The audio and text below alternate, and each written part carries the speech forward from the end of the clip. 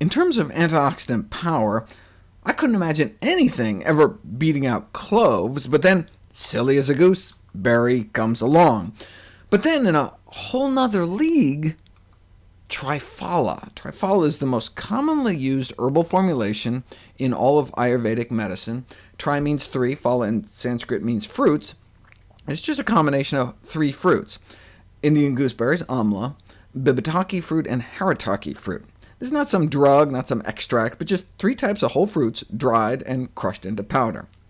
What can it do? Well, antioxidant-wise, one little pinch between your fingertips, which would cost a fraction of a penny, has as much antioxidant power as about a cup of blueberries. We're in the big leagues here.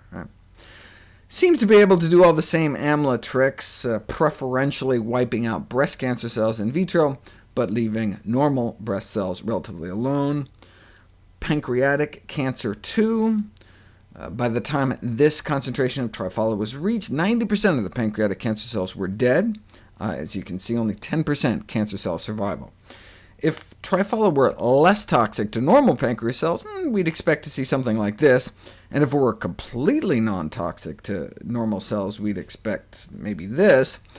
But what they actually found was this. It actually kind of went out of its way to protect the good cells while killing off the bad. Quoting from a review recently, all these reports suggest the effectiveness of triphala as a non-toxic, selective anti-neoplastic, anti-cancer agent. Meaning non-toxic to normal cells at doses toxic to tumor cells. That's what we want. So what's not to like? 2011 analysis: detection of toxic heavy metals and pesticide residue in herbal plants, which are commonly used in herbal formulations. We started recognizing it as a problem about a decade ago, when the CDC started noticing cases of lead poisoning associated with Ayurvedic medications, fatal infant brain disease, paralysis, deafness. So researchers in Boston went to every Indian market within 20 miles and picked up every Ayurvedic herbal medicine product they could find. 1 in 5 contained lead, mercury, and/or arsenic. And not just a little bit. They found out that those suffering Ayurvedic lead poisoning had higher lead levels than those suffering lead paint removal poisoning.